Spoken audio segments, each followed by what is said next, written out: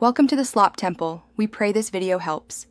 In this video, I will show you how to make homemade peach jelly. First, select about 4 pounds of ripe, firm peaches.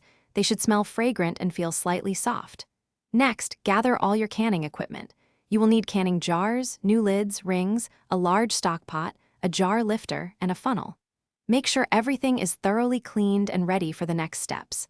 This preparation is crucial for a successful and safe jelly-making experience. Now, let's get those peaches ready. First, blanch your peaches in boiling water for about 30 seconds, then quickly move them to an ice bath. This makes peeling incredibly easy. Next, peel off the skins, remove the pits, and then finely chop or crush the peach flesh. You'll need exactly 4 cups of this prepared peach pulp for our recipe. This careful preparation ensures a smooth and flavorful jelly. It's time to cook our delicious jelly.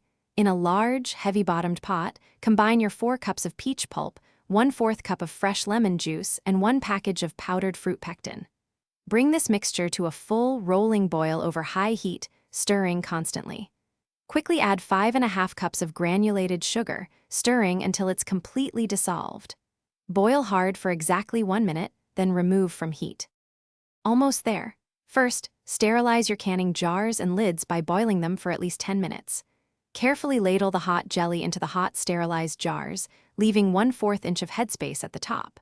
Wipe the jar rims clean, apply the lids and rings, then process them in a boiling water canner for 10 minutes.